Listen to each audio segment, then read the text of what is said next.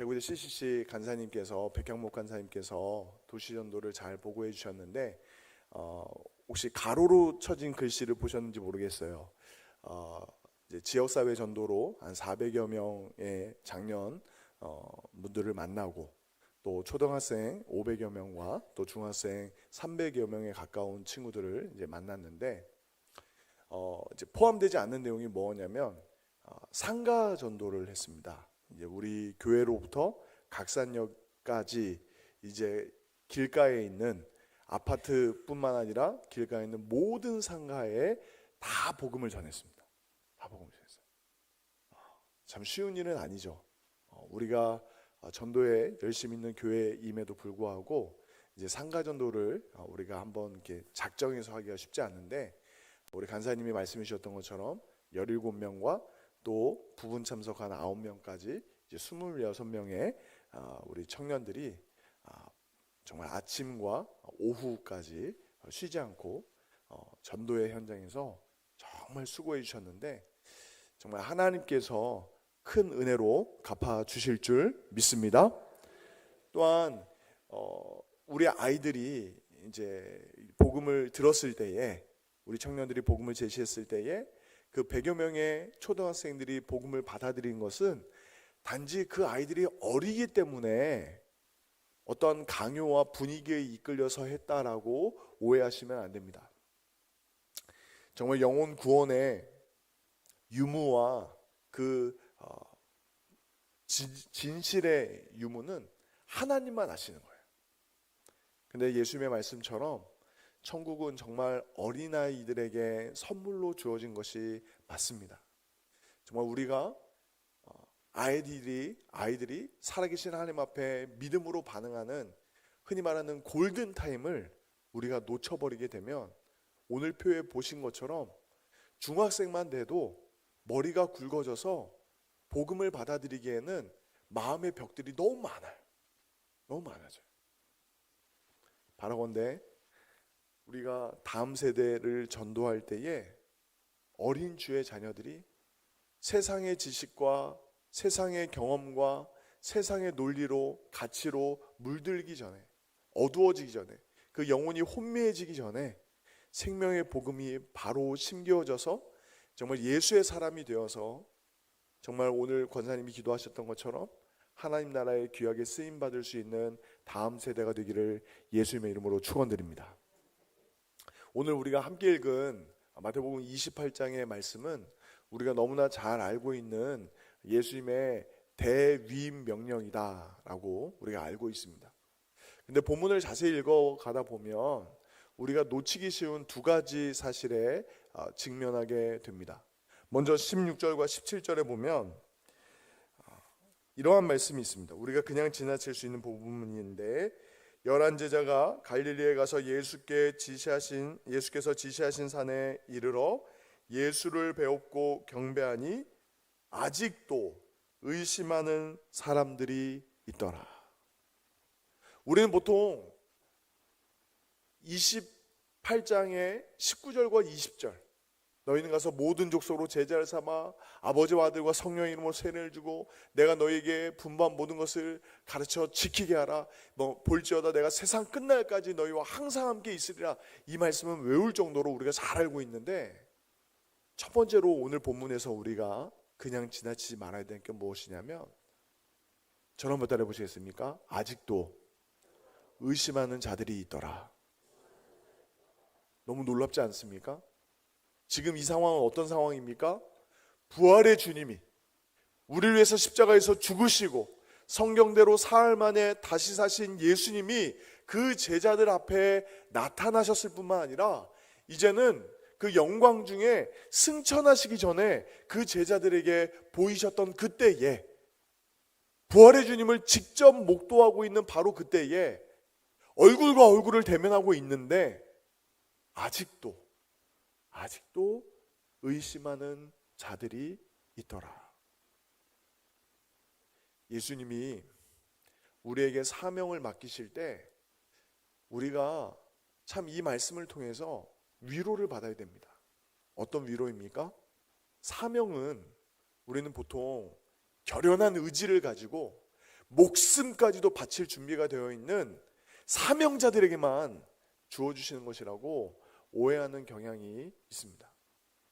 오늘 그리스도의 계절을 부르는 우리 청년들을 보면서 정말 이 CCC는 원래 그 본질 자체가 딱 군대 같아요.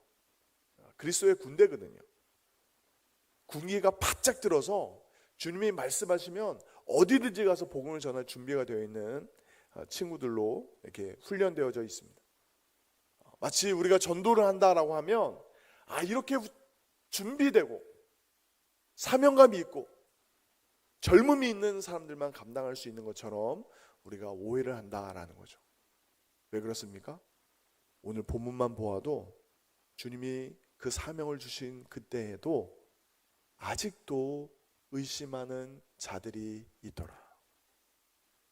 여러분들이 혹시 믿음이 흔들릴 때가 있으십니까? 또는 한때는 주를 위해서 생명까지도 모든 것을 다 바칠 것만큼 열정이 있을 때도 있었지만 지금은 고기나 잡으러 가자 라고 이야기했던 베드로처럼 갈릴리 그 바닷가에 머물러 있는 분도 계십니까? 부활의 주님이 이제 승천하시는 그때에도 주님이 지시한 곳에 그 산에 이르렀는데도 불구하고 여전히 그 마음속에 해결되지 않는 의심이 있는 제자들처럼 주님을 믿고 따른다 하면서도 아직까지 주님을 향한 하나님 나라에 대한 충분한 이해가 부족해서 마음속에 근심과 걱정이 눌린 분들이 계십니까? 걱정하지 마십시오. 우리를 부르신 분도, 우리에게 사명을 주신 분도, 우리를 위하여 십자가에서 죽기까지 우리를 사랑하신 주님이신 줄 믿으시기 바랍니다.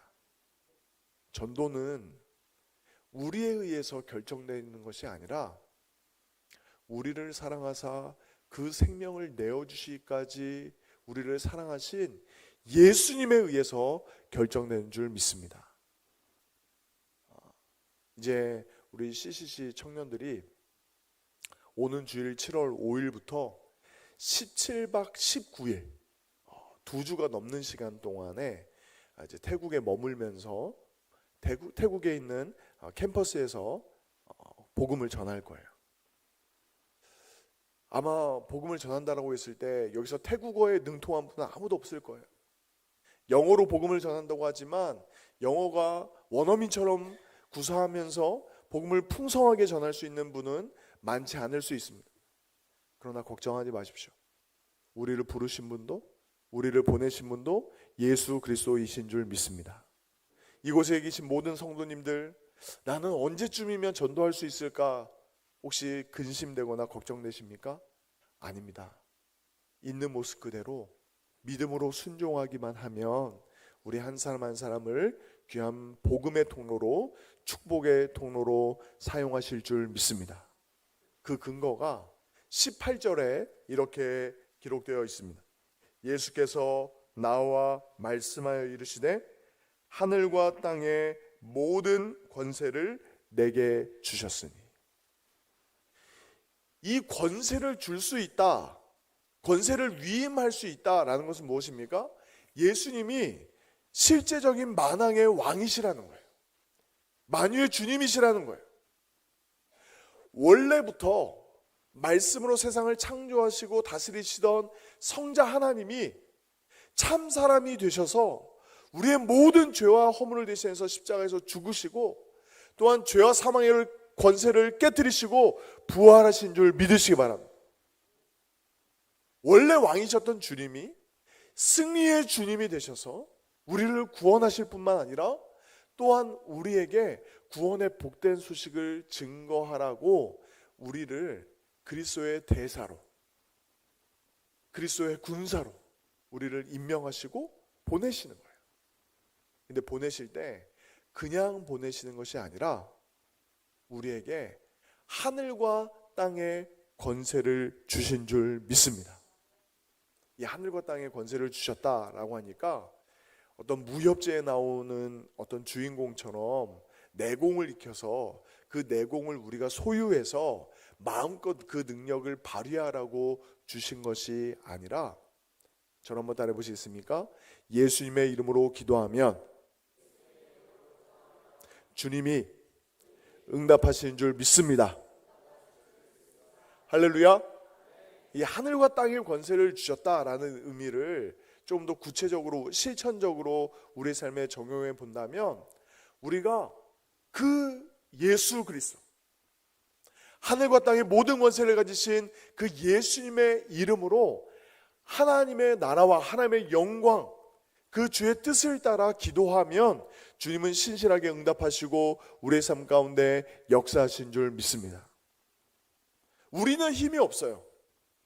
우리는 능력이 부족합니다.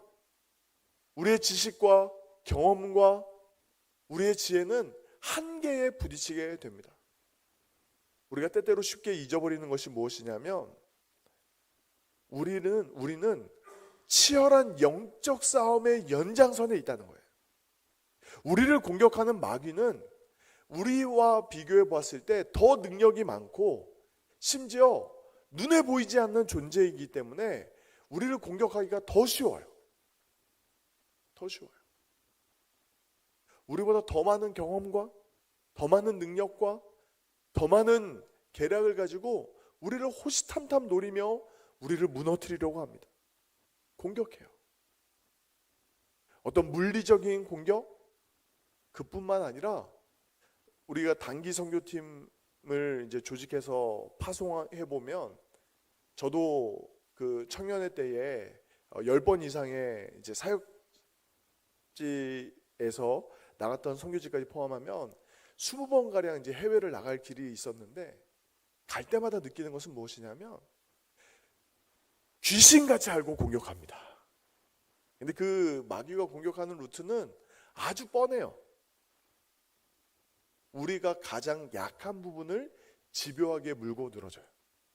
어떤 분은 육체의 연약함 때문에 늘 공격을 당하는 분이 있어요. 어떤 분은 관계의 연약함 때문에, 보통 사람은 사소한 말 한마디에 상처를 안 받는데 특별히 마음이 여리고 예민한 분들은 또 말 한마디에 굉장히 마음이 힘들고 어려워지는 분들이 있어요. 또 서로 간의 신뢰에 대한 부분이나 성격의 차이나 습관의 차이들이 꼭 부딪히게 되어 있습니다. 그때 우리가 해야 되는 것은 무엇이냐면 기도예요. 기도. 하늘과 땅의 권세를 가지신 그 주 예수 그리스도의 이름으로 우리가 기도하면서 우리의 연약함을 주의 십자가 앞에 내려놓으면서 주의 도우심을 구하면서 사명을 감당해야 됩니다. 교회도 마찬가지입니다. 교회가 항상 어려움을 당할 때는 어떤 물리적이거나 경제적인 문제로 고통당하는 경우도 있지만, 그보다 더 치명적인 것은 관계의 문제입니다. 서로 간의 신뢰의 문제, 사랑의 문제, 서로 간에 이 집요하게 상처를 물고 뜯고 계속 묵상하게 하고, 그것 때문에 계속 험담하게 하고, 그 모든 일들은 그냥 자연스러운 감정의 흐름이라고 놔두시면 안 돼요. 놔두시면 안 돼요. 여러분, 이제 과일 상자가 딱 있으면 어떤 과일이 잘 상합니까? 잘 익은 과일이 먼저 상해요. 이것을 뒤집어서 생각해 보면, 은혜가 있는 곳에 부패도 쉽게 일어날 수 있는 거예요. 우리가 은혜 받는 곳에 정말 사명자로 부르심을 받아서 헌신하고 봉사하고 순종하는 그 자리가 오히려 더 쓰러지고 넘어지기 쉬운 자리라는 것을 기억하면서 우리가 주의 말씀에 믿음으로 순종하고 반응하기를 예수님의 이름으로 축원드립니다. 늘 깨어서 기도함으로 하늘과 땅의 권세를 가지신 우리 주님께 전적으로 우리의 삶과 우리의 모든 기도의 내용들과 우리의 사명의 모든 내용들을 내어 맡기면서 한 걸음 한 걸음 믿음의 길, 사명의 길 걸어갈 수 있는 저와 여러분이 되시기를 예수님의 이름으로 축원드립니다. 그리고 19절과 20절의 말씀이 있는데 우리 한 목소리로 같이 한번 읽어보겠습니다. 시작. 그러므로 너희는 가서 모든 민족을 제자로 삼아 아버지와 아들과 성령의 이름으로 세례를 베풀고 내가 너희에게 분부한 모든 것을 가르쳐 지키게 하라. 볼지어다 내가 세상 끝날까지 너희와 항상 함께 있으리라 하시니라. 아멘. 우리가 이제 가서 각자의 삶의 자리에서 사명을 감당할 때에 우리가 가진, 교회가 가진 사명의 본질을 분명히 하셔야 됩니다. 오늘 오전 새벽에도 말씀을 증거했지만 우리가 더 집중하고 더 애를 써야 되는 영역은 건물이 아니라 사람이에요. 건물이 아니라 사람. 오해하지 마십시오. 우리가 함께 모여서 예배하고 또 교제하고 또 훈련을 받는 이 공간의 소중함을 제가 평가절하하는 것이 아니라 우리가 더 집중하고 정말 더 애를 쓰고 더 기도해야 되는 영역이 있다면 한 영혼인 거예요. 한 영혼. 천하보다 귀한 한 영혼. 우리가 지난 월요일부터 지금까지 또 내일과 금요일에까지 정말 여름 사역을 앞두고 도시전도뿐만 아니라 앞으로 있을 성경학교와 비전 트립과 수련을 놓고 기도할 때에 우리의 초점은 어디에 있습니까? 한 영혼에 있는 거예요. 한 영혼. 예수를 주라 고백할 그 한 영혼. 내 인생을 주님께 내어 맡깁니다 라고 헌신을 다짐할 한 영혼. 내가 예수 그리스도 안에서 하나님 나라의 꿈을 꾸기 시작했습니다 라고 고백하고 선포할 그 한 영혼을 위해서 우리가 기도하고 있는 것입니다. 그런데 여러분들은 혹시 다음 세대의 여름 사역을 위한 특별 새벽 기도회라고 하니까 나는 소외된다고 생각하십니까? 아니에요. 그렇지 않아요. 하나님 나라에서는 절대 열애가 없습니다. 열애가 없어요. 나는 이미 우리의 자녀들이 다 장성해서 다 컸고 우리의 손주들은 다 타 지역에 나가 있는데 내가 우리 자녀들 위해서 기도하기도 바쁜데 우리 교회 어린아이들과 심지어는 저 대구대 청년들을 위해서 그렇게 새벽마다 기도해야 될까? 아니요. 하나님의 나라는 조금 쉽게 설명드리면 전쟁터입니다. 전쟁터예요. 이 모든 하나하나의 싸움이 영적인 전쟁터가 나와 무관하지 않아요. 나와 무관하지 않아요. 다 엮여 있습니다. 다 유기체처럼 하나로 연결되어 있는 전쟁터예요. 전쟁터. 한쪽에서 다음 세대 영역에서 영적인 부흥이 일어나고 영적인 승리가 선포되고 한 영혼 한 영혼이 변화되기 시작하면 그 선한 영향력은 우리의 삶에 마치 나비 효과처럼 큰 폭풍처럼 영향을 미치게 되어 있습니다. 영향을 미치게 되어 있어요. 또 하나님 나라의 원리는 참 신기해서 내가 손해보는 것 같고 나를 희생해서 시간과 물질을 들이면서 다음 세대를 축복했던 그 모든 것들이 하나님의 복으로 채워주시는 놀라운 부흥의 역사들을 경험하시기를 예수님의 이름으로 축원드립니다.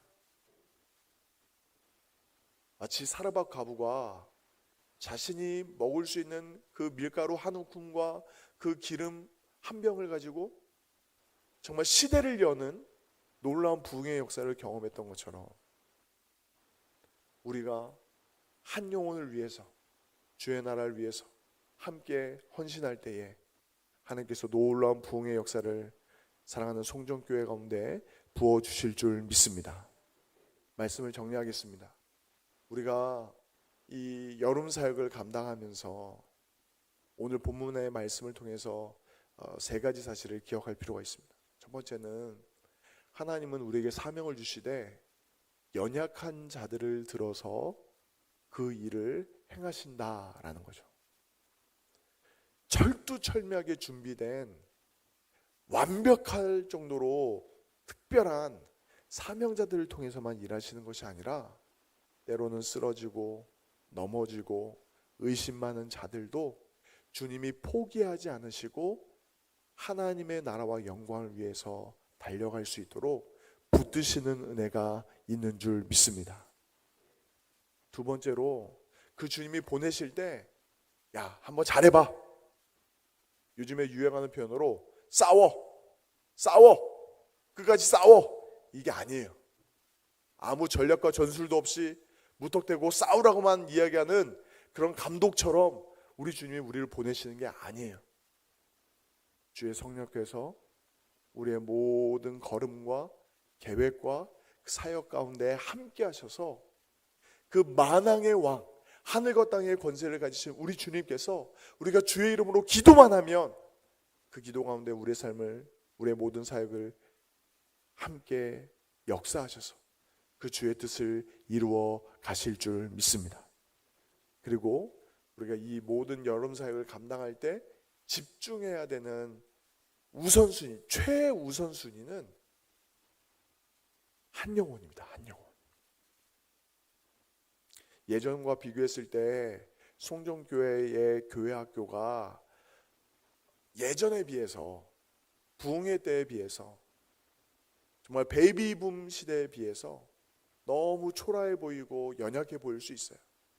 그러나 하나님의 관심은 한 영혼에 있음을 기억하면서 그 천하보다 귀한 한 영혼이 예수님을 만나고 또 예수님 안에서 변화되고 성장하고 성숙하는 그 일에 우리가 기쁨으로 헌신할 수 있기를 예수님의 이름으로 축원드립니다.